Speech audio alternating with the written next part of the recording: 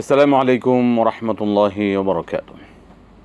আলহামদুলিল্লাহি রাব্বিল আলামিন ওয়াসসালাতু ওয়াসসালামু আলা রাসূলিহিল কারীম ওয়া খাতামান নাবিয়্যিন নবিয়িনা মুহাম্মদ ওয়া আলা আলিহি ওয়া সাহবিহি আজমাইন। সুপ্রিয় দর্শক, পৃথিবীর যে প্রান্ত থেকে আপনারা এই মুহূর্তে এটিএন বাংলার টিভি স্ক্রিনের সামনে আছেন, সকলকে স্বাগত জানাচ্ছি। এটিএন বাংলার নিয়মিত আয়োজন গ্রি এসি প্রেজেন্স ইসলামী সাওয়াল জবাব পাওয়ার্ড বাই কনকাফ্রি সরাসরি আয়োজনে। এই আয়োজন আপনাদের জীবন ঘনিষ্ঠ যে কোনো ধরনের প্রশ্নের জবাব জানতে ইসলামের শরীরের আলোকে কোরআন সুন্নাহর ভিত্তিতে আপনি সরাসরি প্রশ্ন করুন। আমি আছি আপনাদের সাথে কেএম ফিরোজ।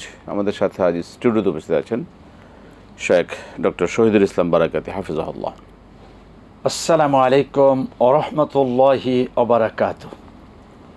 ওয়ালাইকুম আসসালাম ওয়া রাহমাতুল্লাহ। আহলান সাহলান শেখ, বারাকাল্লাহু ফিকুম। মারহাবান বিকুম, শুকরান। প্রিয় দর্শক, আমরা আপনাদের ফোনের জন্য এখনই রিসিভ করব ইনশাআল্লাহ। একটা বিষয় অবশ্যই আপনারা মনে করে সহযোগিতা করবেন। যারা আমাদের সাথে কথা বলছেন, আপনি আপনার টিভি সেটের ভলিউমটা কমিয়ে কথা বলুন। মোহতারাম, ইনশাআল্লাহ আমরা প্রশ্ন শুরু করতে পারি। জি, কে আছেন দর্শক, বলুন কি প্রশ্ন। আসসালামু আলাইকুম। আসসালামু আলাইকুম। ওয়ালাইকুম সালাম। আমি মামুন বলছি নওগাঁ থেকে। জি, বলবেন। জি, আমার এক নম্বর প্রশ্ন হলো যে আমাদের মনে যদি সবসময় কুমন্ত্রণা বা আজে বাজে চিন্তা হয় এবং সেটা যদি বাস্তবে প্রয়োগ না করি, তাহলে কি কোনো গুনাহ হবে কিনা, জি, এবং এ থেকে রক্ষার জন্য আমরা কি করতে পারি। ঠিক। আর একটা হলো যে ঈদের নামাজের তাকবীরে তাহরিমার পর যে অতিরিক্ত তাকবীর গুলো দেওয়া হয়, সে সময় কি হাত বাঁধা সুন্নাহ পদ্ধতি না ছেড়ে দেওয়া সুন্নাহ পদ্ধতি, এটা একটু জানতে চাচ্ছি। আর আমরা কোন কোন উসিলা দিয়ে দোয়া করতে পারবো, এটা জানতে চাচ্ছি। কি কি উসিলা দিয়ে আল্লাহর কাছে দোয়া করতে পারবো, এটা জানতে চাচ্ছি। আসসালামু আলাইকুম। জি মোহতারাম, ইনশাআল্লাহ। ইন্নাল হামদালিল্লাহি কুল্লাহ ওয়াসসালাতু ওয়াসসালামু আলা রাসূলিল্লাহ আল্লাযী লা নাবিয়্যা বা'দাহু ওয়া আলা আলিহি ওয়া সাহবিহি আম্মা বাদ। জি মামুন সাহেব, আপনার প্রথম প্রশ্ন হলো যে আসলে কুমন্ত্রণা, আপনার শব্দ চয়নের ভিতরেই তো আছে কু মানে খারাপ, মন্ত্রণা এই শব্দটাও খারাপ। আসলে কুমন্ত্রণা বা শয়তানের ওয়াসওয়াসা অথবা কোনোভাবে আমাদের যে নফসের মধ্যে আছে, নফসে মুতমাইন্না, নফসে লাওয়ামা, নফসে আম্মারা, এর মধ্যে নফসে লাওয়ামা খারাপ, এই জিনিসটি কোনো না কোনোভাবে হৃদয়ের ভিতরে জেগে উঠলে আপনার প্রথম পড়তে হবে আউযু বিল্লাহি মিনাশ শাইতানির রাজিম। আল্লাহ সুবহানাহু তাআলার কাছে পানাহ চাচ্ছি শয়তানের যাবতীয় কুমন্ত্রণা থেকে। অতএব এটা একটা সহজ দোয়া, এবং আমরা যে কোনো ভালো কাজ করতে যেয়ে যেমন বিসমিল্লাহ পড়ি, আবার এর আগে আউযুবিল্লাহটা পড়ে নেই, যাতে শয়তানের কুমন্ত্রণা আমাদের মাঝে না আসে, নফসের থেকেও কোনো কুমন্ত্রণা না আসে। পরিত্রাণের উপায় কি আপনি যেটা বলছেন, পরিত্রাণের উপায় হলো কুর বিপরীত হলো সুধারণা পোষণ করা, সুচিন্তা সবসময় লালন করা, আল্লাহকে নিয়ে ভাবা, পরকালকে নিয়ে ভাবা, এমনটি করব ইনশাআল্লাহুল আজিজ। আর দুনিয়ার আরও অনেক কিছুই কুমন্ত্রণার ভিতরে চলে আসে, যেমন শুধুই বাড়ি, শুধুই গাড়ি, শুধুই নারী, শুধুই দুষ্টামি, শুধুই মানুষকে ঠকানো, অন্যের হক নষ্ট করে, সবগুলো খারাপ। এই খারাপ থেকে বেঁচে থাকার জন্য আল্লাহর কাছেই আশ্রয় চাইতে হবে। জি ইনশাআল্লাহ। ঈদের সালাতে অতিরিক্ত তাকবীরের সময়কে হাত বাঁধবো না ছেড়ে দেব? আচ্ছা, এই দুইভাবেই বিষয়টি আছে। অতএব হাত ছেড়ে দেওয়া, হাত বাঁধা, এ দুটি প্রতিষ্ঠিত। আপনার কাছে যেটা ভালো লাগে আপনি সেটা করুন। জি জি ইনশাআল্লাহ। পরবর্তী প্রশ্ন হচ্ছে, আল্লাহ সুবহানাহু ওয়া তাআলার কাছে আমরা কোন কোন ওসিলা করে চাইতে পারি? নেক কাজের ওসিলা করা জায়েজ আছে। যেমন আপনি কোরআনের ওই আয়াতে যদি চলে আসেন, আল্লাহ বলছেন অবতাগু ইলাইহিল ওসিলা, তোমরা আল্লাহর কাছে পৌঁছার জন্য ওসিলা চাও। এটার ব্যাখ্যা কিছু কিছু লোকেরা করে, যেটা পীর সাহেব হলো ওসিলা, দুনিয়ার কিছু বিষয়কে না। ওসিলা হলো আল্লাহ পাকের কোরআন, কোরআন তেলাওয়াত করুন, কোরআন বুঝুন, কোরআন শিখুন। 2 নাম্বার হলো আপনি সলাত আদায় করছেন, ওয়াস্তাঈনু বিস-সবরি ওয়াস-সালাহ, সবরের মাধ্যমে, সলাতের মাধ্যমে আল্লাহর কাছ থেকে সাহায্য চান। এরকম ভালো কাজ যা আছে সেগুলো হলো ওসিলা, এমনটি করা জায়েজ আছে। জি জি, সেই ক্ষেত্রে অনেকে নবীর ওসিলা দেয়, নবীর ওসিলায়, অলি আল্লাহর ওসিলায়, নবীকে ওসিলা করে কিছু চাওয়া, এটা ঠিক হবে কিনা? ব্যক্তি সত্তাকে না করে রাসূল করিম সাল্লাল্লাহু আলাইহি ওয়াসাল্লামের তরিকা, তার সিরাত, তার যত ভালো কাজ আমাদের জন্য তিনি রেখে গিয়েছেন, এই কাজগুলো করে আল্লাহকে বলুন যে আমি রাসূলের তরিকা মোতাবেক সুন্নাহ পালন করেছি, আল্লাহ এর বরকতে আমার কাজটি সম্পাদন করা সহজ করে দাও। জি জি, দর্শক বলুন, কে আছেন, কি প্রশ্ন? আসসালামু আলাইকুম। ওয়ালাইকুম সালাম। জি বলুন, কি প্রশ্ন? আমি ঢাকা থেকে ফাতেমা বলছি। জি। আমার প্রশ্ন হচ্ছে, আমার আব্বু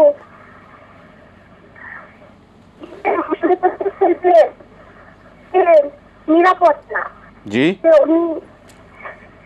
সে মনে করছে তাকে মেরে ফেলবে, মানে মানসিক সমস্যা হয়েছে। মনে করতেছে আমরাও তার শত্রু, আমার মা, আমার ভাই, এটা মনে করতেছে। মনে করতেছে যে না আমরা আপন, মানে এরকম একটা পরিস্থিতি আছি। আর জানতে চাই যে এরকম এরকম কোনো কিছু লক্ষণ কি হতে পারে, মানে আমরা কি দেখে বুঝতে পারি যে তাকে কেউ এরকম করছে কিনা, তাকে কে কিছু তাবিজ করেছে কিনা বা এই জাতীয় কিছু করেছে কিনা, এই তো? ঠিক আছে, ধন্যবাদ। জি, আমরা শুনুন। ওয়ালাইকুম আসসালাম। প্রথমত এই ইসলামিক শরিয়ার বিষয়গুলো তো আছে প্রিয় দর্শক, আর এর পাশাপাশি একজন ভালো সাইকিয়াট্রিস্ট যে আছেন, একজন মনোবিশেষজ্ঞর আপনার পরামর্শ নেবেন, পাশাপাশি কোরআন সুন্নাহর কি ব্যাখ্যা আমরা শাইখের কাছ থেকে শুনুন। মোহতারাম, ওনার বাবা অসুস্থ, উনি একটা মানে একটা প্যানিক অ্যাটাক, যেটা প্যানিকে ভুগছেন, সেটা হচ্ছে যে উনি মানে অনিরাপদ বোধ করছেন, একটা আতঙ্কিত অবস্থায়, তাকে কেউ মেরে ফেলবে, এই জাতীয় একটা অবস্থায়। তো ওনার প্রশ্ন হচ্ছে যে এটা কি কেউ কিছু করলো কিনা, তাবিজ তোমা করলো কিনা, আর এটা যদি তাবিজ তোমা করে থাকে, এই জাতীয় কিছু হয়ে থাকে, সেটার বোঝার আলামত কি এরকম থাকতে পারে যেটার মাধ্যমে বুঝতে পারে, এবং ওটাকে সরানোর জন্য, ওটাকে দূর করার জন্য কি আমল করতে পারেন? জীবন তাবিজ করতেই পারে, এটা কুফরি, এটা হারাম। কিছু মানুষেরা এই হারাম কাজটি করে, এটা তারা প্রফেশন হিসেবে বেছে নিয়েছে, জাদু করা, কুফরি করা, তাবিজ করা। যারা করছে অপরাধী, করতে পারে, এটা সহজ। কেননা রাসূল সাল্লাল্লাহু আলাইহি ওয়াসাল্লামের বিরুদ্ধেও জাদু করা হয়েছিল, যেটাকে কেন্দ্র করে সূরাতুল ফালাক এবং সূরা আন-নাস নাজিল হয়েছে, এবং তার মাধ্যমেই রাসূল সাল্লাল্লাহু আলাইহি ওয়াসাল্লামকে আল্লাহ রাব্বুল আলামিন সুস্থ করেছেন। এখন এজন্য রাসূল সুস্থ হয়েছেন যে পদ্ধতিতে, এ পদ্ধতিটা তার জন্য আপনারা তদবির হিসাবে গ্রহণ করতে পারেন। সূরা ফালাক, সূরা নাস, এর পাশাপাশি সূরাতুল ফাতিহা, এটাকে সকালে ফজরের পরে তেলাওয়াত করে পানিতে ফু দিয়ে সে পানিটি খাওয়া, এটাও জায়েজ আছে। অবশ্যই জায়েজ নেই একজন কুফরি করেছে আপনি পাল্টা আবার কুফরি করবেন, এমনটি করলে আপনিও হারাম কাজে লিপ্ত হলেন, এটা জায়েজ নেই। অতএব বৈধ কোনো আল্লাহ পাকের খাস বান্দা কোরআন এবং সহি সুন্নাহর ভিত্তিতে যদি ওনাকে কোনো ঝাড় ফুঁক করেন, এমনটি জায়েজ আছে, এমনটি তদবির নিতে পারেন, কিন্তু কোনো হারাম পন্থায় যাওয়া যাবে না। 2 নাম্বার, মোহতারাম বলেছেন যে একজন সাইকিয়াট্রি ডক্টরের মাধ্যমে তার অবস্থাটা জেনে ট্রিটমেন্ট নেওয়া যেতে পারে, যেটা আধুনিক বিজ্ঞান প্রযুক্তি সকল বিষয়ই সুন্দর সুষ্ঠু সমাধান দিয়েছে। আলহামদুলিল্লাহ, এমনটিতে বহু মানুষ কিউর হচ্ছে, সুস্থ হচ্ছে।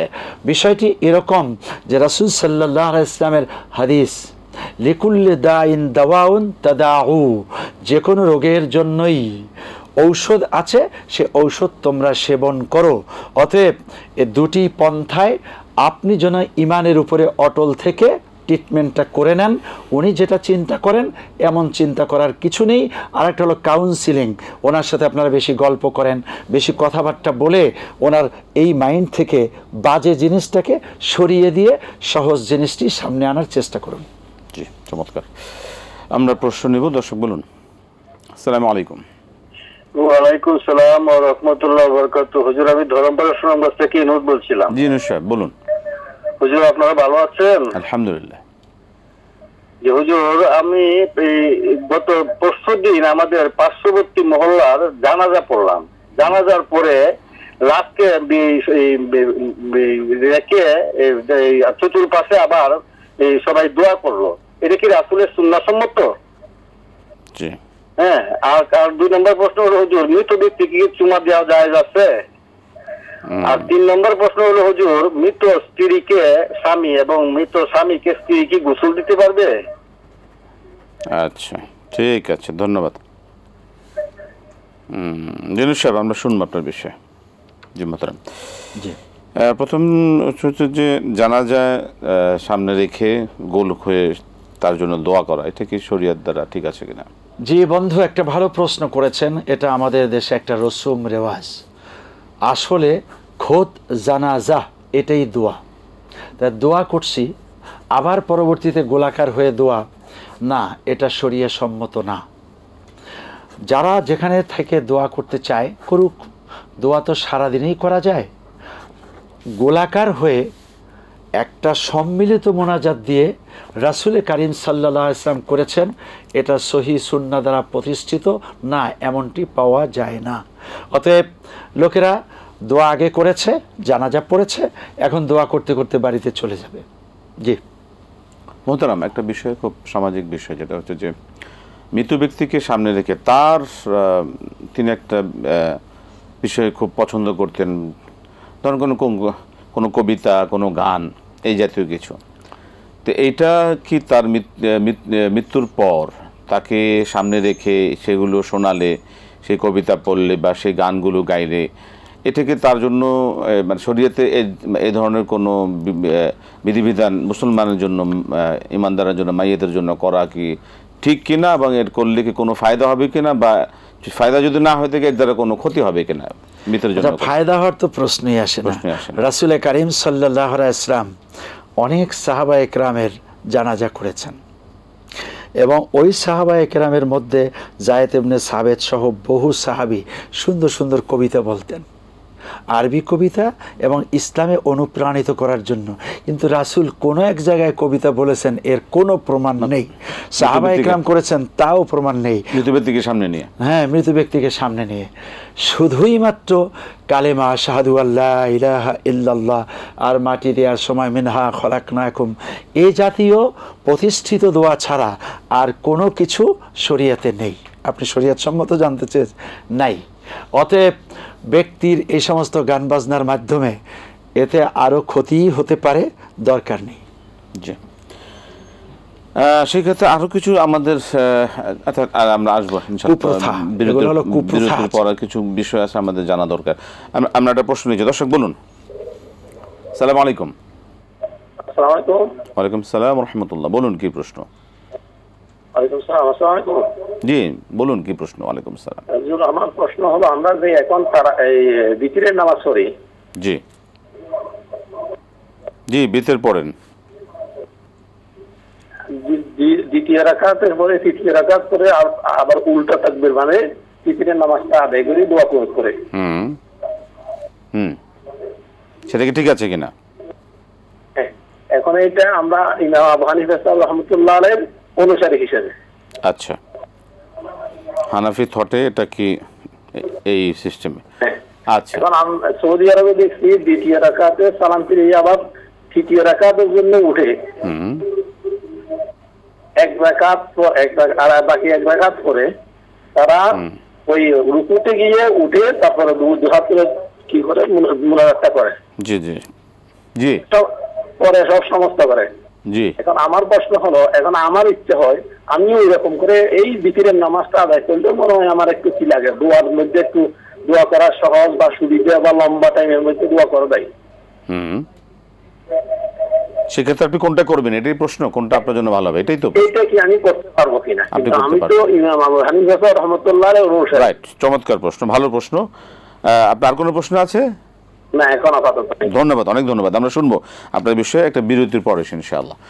প্রিয় দর্শক, আপনারা দেখছেন গ্রি এসি প্রেজেন্স ইসলামিয়া সাওয়াজা পাওয়ার বাই কনকা ফ্রিজ সরাসরি আয়োজন। আমাদের সময় হলো একটি বিরতিতে যাবার, ফিরছি বিরতির পর আবার ইনশাআল্লাহ আপনাদের সাথে আয়োজনে। আসসালামু আলাইকুম রহমতুল্লাহি ওয়া বারাকাতুহু। প্রিয় দর্শক, ফিরে এলাম বিরতির পর গ্রি এসি প্রেজেন্স ইসলামিয়া সাওয়াজা পাওয়ার বাই কনকা ফ্রিজ সরাসরি আয়োজনে। আমরা বিরতির আগে যে প্রশ্নগুলো শুনছিলাম মোহতারাম, মেহরবানি করে আপনি জবাব প্রদান করবেন। মৃত ব্যক্তি কি চুমু দেওয়া ঠিক জায়েজ কিনা বা ঠিক হবে কিনা বা কোনো নিষেধাজ্ঞা আছে কিনা? এটা অবশ্যই রেস্ট্রিক্টেড কিছু লোকদের জন্য ঠিক আছে। একটা হলো যেমন বাবা সন্তানকে, সন্তান বাবাকে, কিন্তু স্বামী স্ত্রী পরস্পরকে এটা আর করা ঠিক হবে না, কেননা তারা ভিন্ন আবেগের ভিতরে চলে যেতে পারে, যেটা হারামও হতে পারে। একইভাবে যেমন ছেলে বাবাকে চুমু দিল, অনুরূপ কোনো একজন শাগরিদ তার ওস্তাদকে চুমু দিল, এই জাতীয় যে সমস্ত ব্যক্তি আল্লাহওয়ালা মানুষ, তার একান্ত মহব্বতের কেউ চলে গেছেন, সেরকম বন্ধুকে, সেরকম ওস্তাদকে, সেরকম মুরব্বীকে করাটা ঠিক আছে। আত্মীয় স্বজন, চাচা মামা, জি, কিন্তু স্বামী স্ত্রীর ক্ষেত্রে এটা ঠিক হবে, এটা ঠিক হবে না। জি, সেক্ষেত্রে সন্তান কি মাকে ওই অবস্থায় কপালে চুমু দিতে পারবেন কিনা, ইয়ে করবেন কিনা? মাকে করা যায়, কিন্তু পর্দার ক্ষেত্রে এখানে উনি চুমা দিতে গেছেন, আরো 5 জনে দেখে ফেলেছেন, এই জন্য এটা না হয়, এটা ভালো। জি, মৃত ব্যক্তিকে কি স্বামী স্ত্রী স্বামীকে গোসল দিতে পারেন? জি, এটা কোনো সমস্যা নেই, যেহেতু আল্লাহ পাক এক সময় তাদেরকে একইভাবে থাকতে দিয়েছিলেন, কিন্তু এখন মৃত্যুর পরে এই ক্ষেত্রে আবার নতুন কোনো আবেগ চলে আসে কিনা, এজন্য না হওয়া উচিত। চমৎকার। আমরা প্রশ্ন নিচ্ছি, দর্শক বলুন কি আছেন, কি প্রশ্ন আপনার? আসসালামু আলাইকুম। আসসালামু আলাইকুম। ওয়ালাইকুম সালাম ওয়া রাহমাতুল্লাহ। জি, একজন মহিলা মানত করেছে যে মাজারে একটা খাসি ছেড়ে দেবে, এখন আমি তাই আটকাইছি। এখন ইসলামের শরীয়তের ফয়সালা জানতে চাই। আটকান খাসি আটকান, তাড়াতাড়ি এই খাসি আটকান, খাসি মাজার। এখন সেটা কি, খাসিটা কোথায় আছে? এখনো কিনে নাই, আমি বলছি যে আমার কাছে ফয়সালা জানা করে কিনবা। না কেনা যাবে না, ঠিক আছে, ওটা আটকান না, ঠিক আছে, খাসি থাক। আচ্ছা, খাসি মাজার, ঠিক আছে, আমরা এখনই ফয়সালা দিচ্ছি আপনার। ধন্যবাদ আপনাকে। জি, আর কোনো প্রশ্ন? ঠিক আছে মোহতারাম, আগে খাসিটাকে আটকাই আমরা। মহিলা নিয়ত করেছেন মাজারে খাসি দিবেন, এটা কি শরীয়তে অ্যালাউ করে কিনা, জায়েজ আছে কিনা? জায়েজ নাই। আর আপনাকে ধন্যবাদ, আপনি একটা উত্তম কাজ করেছেন।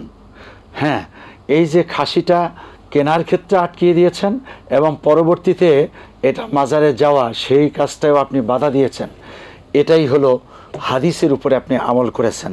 মান রাআ মুনকারান ফালিয়ুগাইয়িরহু বিয়াদি ওয়া মান লাম ইস্তাতি ফাবিলিসানি ওয়া মান লাম ইস্তাতি ফাবিকলবি ওয়া যালিকা আযআফুল ঈমান। যে বা যারা কোনো পাপের কাজ দেখবে, সে শক্তি দিয়ে সেটাকে ফিরাবে, আর যদি তা না পারে তাহলে মুখে প্রতিবাদ জানাবে, তা না পারে তাহলে অন্তরে ঘৃণা করবে। তা আপনি শক্তি দিয়েই ফিরাতে পারছেন, উত্তম কাজ করছেন, হাদিসের উপরে আমল করছেন, আল্লাহ পাক আপনাকে উত্তম জাযা দান করুন। আর যেই কাজটা এই লোকটা করতে যাচ্ছিল, এটা শিরক, যে মহিলাই হোক আর পুরুষ হোক, যারাই করবে, মাজারে কোনো মান্যত করা হারাম। মাজারওয়ালা আপনার ভালো মন্দ কিচ্ছু করতে পারবে না, পারেন কেবল আল্লাহ। আল্লাহকে বাদ দিয়ে এমন চিন্তা করে যারা, হারামের মধ্যে, শিরকের মধ্যে লিপ্ত হচ্ছে তারা।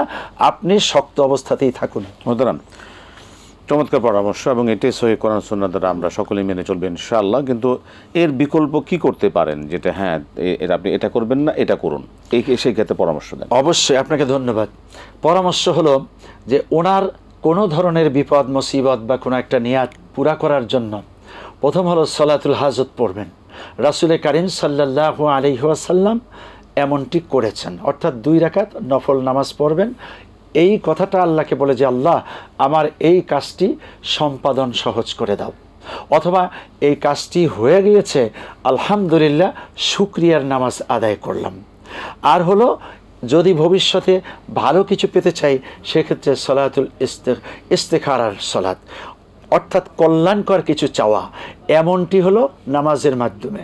এরপরে আল্লাহর কাছে সোজা দোয়া করা, রব্বুল আলামিন আমার এই কাজটি তুমি সহজ করে দাও, কাজটি সম্পাদন করে দাও, আমাকে করার তৌফিক দাও। এই জাতীয় তৌফিক আল্লাহর কাছে চাবেন।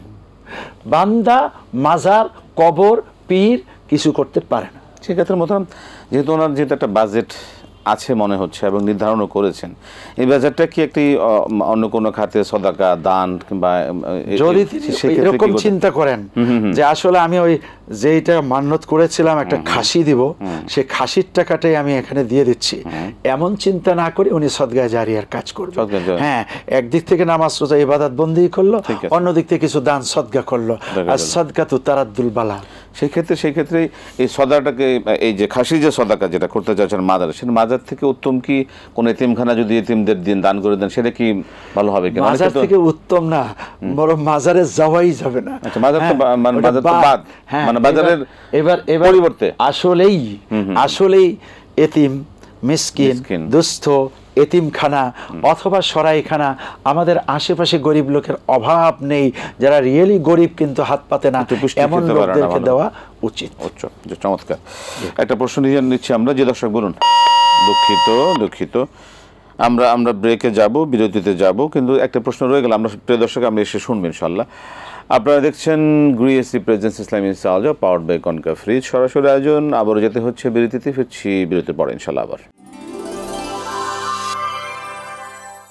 আসসালামু আলাইকুম ওয়া রাহমাতুল্লাহি ওয়া বারাকাতুহু। প্রিয় দর্শক, ফিরে এলাম বিরতির পর। গ্রিএসি প্রেজেন্স ইসলামিক সালজা পাওয়ার্ড বাই কনকা ফ্রিজ, সরাসরি আয়োজনে। আমরা বিরতির আগে যে প্রশ্নটা মুহতারাম শুনছেন, দর্শক জানতে চেয়েছিলেন যে আমরা সলাতুল বিতরটা যেভাবে আদায় করে থাকি বাংলাদেশ সহ এই অঞ্চলে, তৃতীয় রাকাতে গিয়ে আমরা একটা দ্বিতীয় থেকে তৃতীয় রাকাতে উঠে যে আলাদা একটা তাকবীর দিয়ে আমরা এটাকে এভাবে পড়ে থাকি, দোয়া কুনুত পড়ে থাকি। কিন্তু সৌদি আরব সহ অন্য যেতে তারা 2 রাকাত পরে সালাম ফিরে 1 রাকাত আলাদা পড়ে এবং রুকু থেকে উঠে তারা একটা লম্বা দোয়া করেন, সেটা তিনি খুব তৃপ্তি পান।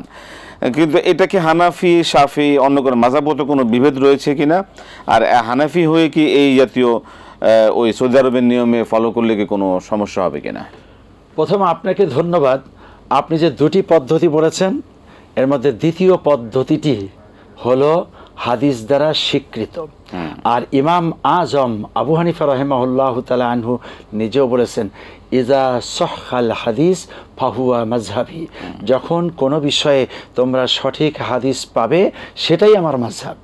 অতএব যা হাদিস দ্বারা স্বীকৃত সে বিষয়টিতে ইমাম আবু হানিফা রাহিমাহুল্লাহ তাআলা আনহুরও কোনো আপত্তি নেই। হ্যাঁ, দীর্ঘদিন আমরা একটা প্র্যাকটিস করেছি, তার নাম রেখেছেন উল্টা তাকবীর। মূলত ইসলামে কোনো উল্টা তাকবীর বলতে কিছু নেই। আমরা উল্টা বুঝি কোনটাকে, যে যেতে হবে দক্ষিণে, যাচ্ছে উত্তরে, যেতে হবে মক্কা শরীফ, সে যাচ্ছে হলো চায়না। ঠিক এগুলো হলো উল্টা। তা আপনি কি এমন কোনো উল্টা কিছু করবেন না? আর ওখানে তাকবীর এর পরিবর্তে যে কথাটি আপনি বলছেন মুনাজাত দিয়ে দীর্ঘক্ষণ দোয়া, হ্যাঁ এমনটি রাসূল কারীম সাল্লাল্লাহু আলাইহি ওয়াসাল্লাম করেছেন এবং হারামাইনের শরীফাইন সহ বিশ্বে অধিকাংশ জায়গায় এটা প্রতিষ্ঠিত আছে। আপনি সে পদ্ধতিটি অবলম্বন করুন। জি, সেটা উত্তম। জি দর্শক, কে আছেন বলুন। আসসালামু আলাইকুম। ওয়ালাইকুম আসসালাম। একটা প্রশ্ন ছিল। বলুন। আমার 4টা প্রশ্ন ছিল। বলুন। হ্যালো, বলুন, শুনছি। জি হুজুর, মানে যাকাত এক রোজার মানে যে যাকাতটা ফরজ হয় সেটা কি সারা বছর দেওয়া যায় নাকি রোজার মধ্যে শেষ করতে হয়? আচ্ছা, ভালো প্রশ্ন। পরের প্রশ্ন হচ্ছে হুজুর, যে ফরজ নামাজে আল্লাহুম্মা ইন্নাকা আফুন তুহিব্বুল, এই দোয়াটা, তারপরে রাব্বির হামহুমা, কামা রব্বায়ানি সাগীরা, এই দোয়াগুলো কি ফরজ সালাতে সেজদায় পড়া যায়? আচ্ছা, ঠিক আছে। আর হুজুর, আমি তো মানে ইউটিউব, ফেসবুকে এগুলোতে শুনেছিলাম যে কবরস্থানে সূরা ইয়াসিন শুক্রবার আসরের নামাজের টাইম মানে আসরের পর করে দোয়া করলে নাকি বাবা মার কবরের আযাবটা 1 সপ্তাহ বন্ধ থাকে, এটা কি সঠিক? আচ্ছা, শুনেছেন। আর হুজুর, আরেকটা হচ্ছে কবরস্থানে মানে কবরবাসীরা কি বুঝতে পারে যে তার আত্মীয় স্বজন আসছে কিনা না আসছে? আসসালামু আলাইকুম। ধন্যবাদ। খুব ভালো প্রশ্ন, আমরা শুনবো এক এক করে। মোহতারাম, শুনলেন, জাকাত কি একটি বছরের নির্দিষ্ট দিনই কি দিতে হবে, না সারা বছরই প্রয়োজন মতো দেওয়া যাবে? সারা বছরই প্রয়োজন মতো দেয়া যাবে, তবে নির্দিষ্ট দিনটাকে আপনি নির্দিষ্ট করে রাখবেন হিসাবের জন্য, বছরের পূর্ণ, অর্থাৎ চান্দ্র মাসের হিসাবে বছরে 358 দিনে বছর বা এর চেয়ে 1-2 দিন হেরফের হতে পারে, কিন্তু জন্ম তারিখটা যেরকম আপনার মনে রাখা দরকার, জাকাত আদায়ের জন্য ওই ডেটটাও আপনার সেরকম ঠিক রাখা দরকার। ধরুন আপনার ডেট হলো রমাদান কারিমের 21 তারিখ, প্রতি বছর ঘুরে ঘুরে আপনি 21 তারিখের আগে 20 তারিখ এই সময়ের মধ্যে 1 বছর ব্যাপী আপনি দিতে কোনো আপত্তি নেই, কিন্তু হিসাব করে 21 তারিখে এই টাকাটি সেপারেট করে ফেলতে হবে। অর্থাৎ আপনি জাকাতের টাকা আলাদা করলেন, মূল টাকার সাথে এটা মিক্স আপ হবে না, আর ওই জায়গা থেকে আপনি প্রয়োজন মাফিক দিবেন। জি। পরবর্তী প্রশ্ন হচ্ছে যে ফরজ সালাতে, ফরজ নামাজে সেজদায় গিয়ে কি রব্বিরহামহুমা কামা রাব্বায়ানি সগীরা, আল্লাহুম্মা ইন্নাকা আফুউন তুহিব্বুল আফওয়া, এই দোয়াগুলি কি পড়া যাবে? এটা মনে রাখতে হবে, ফরজ সালাতে আমরা কুরআনে কারিমের একটি পূর্ণাঙ্গ আয়াত হয়ে যেতে পারে এমনটি পড়ব না। 2 নাম্বার হলো যে কোরআনে কারিমের যে ফর্মে আছে, যেমন রব্বিরহামহুমা কামা রাব্বায়ানি সগীরা, এটা যে পদ্ধতিতে আছে সে পদ্ধতিতে পড়ব না। ওখানে আপনি আল্লাহুম্মা একটা শব্দ যুক্ত করে তারপরে হামহুমা কামা রব্বায়ানি সগীরা এমনটি করতে পারবেন, সেটা জটিল। তার চেয়ে যা আপনি জানেন সেটার সাথে সুবহানাল্লাহ, আলহামদুলিল্লাহ, আস্তাগফিরুল্লাহ, আল্লাহু আকবার এ জাতীয় শব্দ চয়ন করে পড়তে পারবেন। আর নফল সালাতের ভিতরেও আপনি কোরআনে কারিমের হুবহু আয়াত পড়বেন না, তবে এই দোয়াগুলো করতে কোনো অসুবিধা নেই। জি। কবরস্থানে জুমার দিনে আসরের পরে সূরা ইয়াসিন পাঠ করলে বাবা মার কবর আগামী 1 সপ্তাহ আল্লাহ মাফ করে দেন, এটার কি কোরআন সুন্নাহ দ্বারা কতটুকু সমর্থিত? এটা কোরআন সুন্নাহ দ্বারা প্রতিষ্ঠিত কোনো দলিল না, কোনো মাসালা না। আপনি যখন পারবেন তখনই তিলাওয়াত করবেন, যেখান থেকে পারবেন সেখান থেকেই তিলাওয়াত করবেন। উদাহরণটা হলো, আমরা বাংলাদেশে সলাতের ভিতরে প্রত্যেক সময় পড়ে যাচ্ছি দরুদ ইব্রাহিম, আল্লাহুম্মা সাল্লি আলা সাইয়্যিদিনা মুহাম্মদ। এই যে রাসূল কারীম সাল্লাল্লাহু আলাইহি ওয়াসাল্লামের জন্য দরুদ পড়ছি, এতে আল্লাহ খুশি, এবং এই দরুদ রাসূলের জন্য যাচ্ছে, সেটা যদি সালাত কবুল হয় আল্লাহ পাক এটা পৌঁছিয়ে দেন। যদি তাই হয় তাহলে পরে যে কোনো জায়গার থেকে আপনি সূরা ইয়াসিন পড়তে পারেন, আর সেখান থেকেই সওয়াব আল্লাহ রাব্বুল আলামিন কবরস্থানের সকল ব্যক্তির জন্য পৌঁছিয়ে দিতে পারেন, বিশ্বের সকল মুসলিমের জন্য পৌঁছিয়ে দিতে পারেন, আপনার মা বাবার জন্য পৌঁছিয়ে দিতে পারেন। কিন্তু জুমার দিন ঠিক করে নিলেন, এটা ঠিক নয়। সূরা ইয়াসিনটাই পড়তে হবে, এটাও ঠিক নয়। আবার এটা গোরস্থানে যেই পড়তে হবে, এটাও ঠিক নয়। কবর জিয়ারাত ঠিক আছে, কিন্তু এরকম সুনির্দিষ্ট আপনি কোনো সূরা বা কোরআনে কারিমের আয়াত ঠিক করে নিলেন আর গোরস্থানে যেই পড়তে হবে না, এমনটি ম্যান্ডেটরি না। আপনি যেখানে পারবেন সেখানেই পড়বেন। প্রশ্ন হচ্ছে যে আমরা আমাদের যাদের কবরবাসী আছে, যখন কবর জিয়ারতে যাই, তখন কি কবরবাসীরা বুঝতে পারেন যে আমার ছেলে আসছে, মেয়ে আসছে, উনি আসছে, এই আত্মীয় আসছে, এটাকে তারা উপলব্ধি করতে পারেন? কখনো কখনো পারেন। দলিল হলো, রাসূল কারীম সাল্লাল্লাহু আলাইহি ওয়াসাল্লাম বদরের যুদ্ধের অনেক পরে আবার এই পথ দিয়ে যাচ্ছিলেন, তখন আল্লাহ সুবহানাহু ওয়া তাআলা রাসূল সাল্লাল্লাহু আলাইহি ওয়াসাল্লামের মনের ভিতরে উদ্রেক করে দিলেন, ঠিক আছে, এখানে তিনি মাইয়েত যারা ছিলেন 14 জন সাহাবী শাহাদাত বরণ করেছিলেন, তাদের সেখানে যে জিয়ারাত করলেন। আবার কাফের যে 70 জন নিহত হয়েছিল, একটি পরিত্যক্ত কূপের ভিতরে তাদেরকে রাসূল সাল্লাল্লাহু আলাইহি ওয়াসাল্লাম ফেলে দিতে বলেছিলেন। তাদের পাশে দাঁড়িয়ে, কূপের কিনারায় দাঁড়িয়ে বললেন যে তোমাদের এখন কেমন লাগে? সেই সময় তোমরা ইসলামকে খতম করার জন্য এসেছিলে, বুঝো এখন? ঠিক রাসূলের এই কথায় বোঝা গেল তারা শুনে।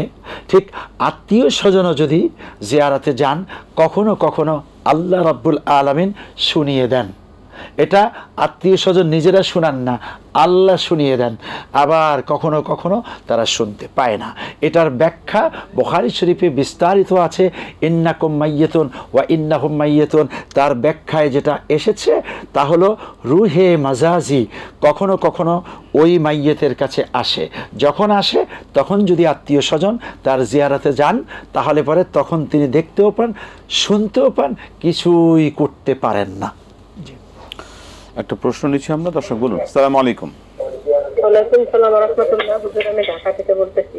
বলুন। আমার দুইটা প্রশ্ন। আমার প্রথম প্রশ্ন হচ্ছে, হুজুর, মেয়েদের যখন মাসের অসুস্থতা হয় তখন কি তারা অজু ছাড়া সুবহানাল্লাহ, আলহামদুলিল্লাহ, লা ইলাহা ইল্লাল্লাহ, আল্লাহু আকবার, আয়াতুল কুরসি এসব কি পড়তে পারবে অজু ছাড়া, মানে যখন মাসের অসুস্থতা হয়? এই একটা প্রশ্ন। আরেকটা প্রশ্ন হচ্ছে, হুজুর, আমার বাবা নাকি পহেলা বৈশাখে মারা গেছে। আমি তখন ছোট ছিলাম, আমার বয়স 4 বছর কি 5 বছর, একটু মনে আসে, বাবার কথা খেয়াল আসে না।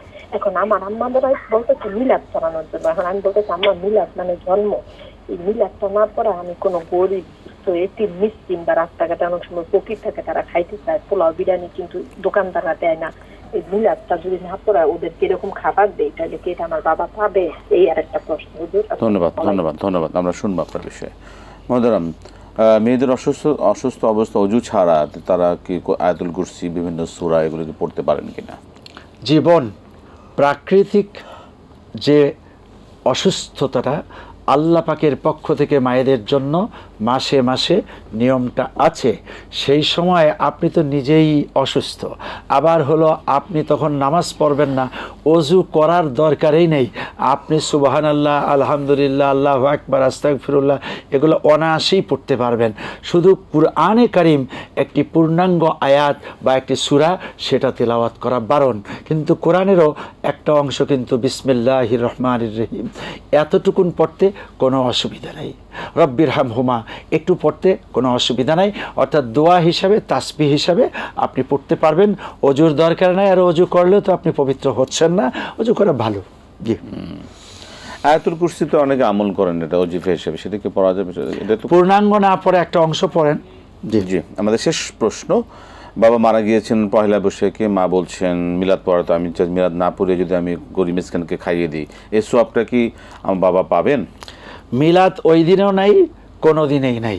তার মানে মিলাদ জন্ম যেটা আপনি বলছেন, হ্যাঁ, জন্ম নিয়ে কিছু কথাবার্তা এতটুকু বলা যায় যে হে আল্লাহ, এই দিনে আমার জন্ম হয়েছে, তুমি আমাকে মাফ করে দাও।